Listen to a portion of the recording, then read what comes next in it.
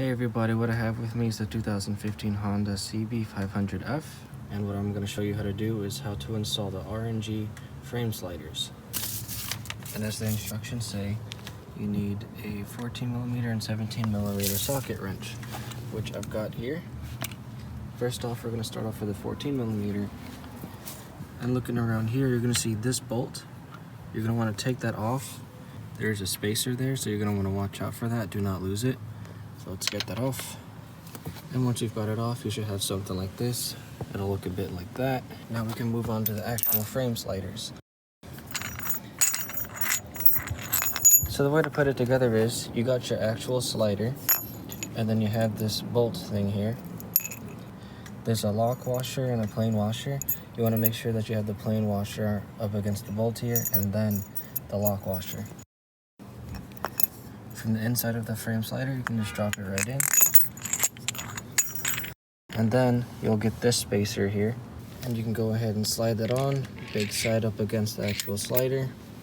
And then you would go over to the motorcycle where you remove the bolt, and you would just slide it in. But first, you want to make sure you put the spacer back in. And I'm recording my hand right now, so I'm going to drop the phone real quick. So I got that started. I put the spacer back on, and then I added the assembly. We want to make sure we got the frame slider pointing this way, basically pointing back towards the back of the motorcycle. And with the 17mm socket wrench, we can just start tightening that. If you're smart, you'll probably want to pull out your torque wrench. I'm assuming we'll have to torque it up to 40 Newton meters. I'm not entirely sure, but I've just gone ahead and done that. Now moving on to the right side of the motorcycle, we're going to want to do the same exact thing. And the bolt we're going to want to remove is this. So go ahead and take that out, and again, watch out for that spacer that's in between. Do not lose it. So I got the bolt and spacer out. Now we're going to want to get the frame slider, and again, follow the same thing. While with placing the spacer back, we would insert the frame slider. You would twist it, making sure that the slider is actually facing the back of the motorcycle. All right, I got it in. So I made sure to put the spacer.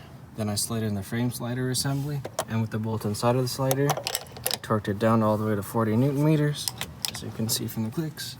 And now for the last step, the aesthetics. We're going to want to plug that hole with these caps, which is extra simple. Obviously, you would just have the lettering upright and push it right in.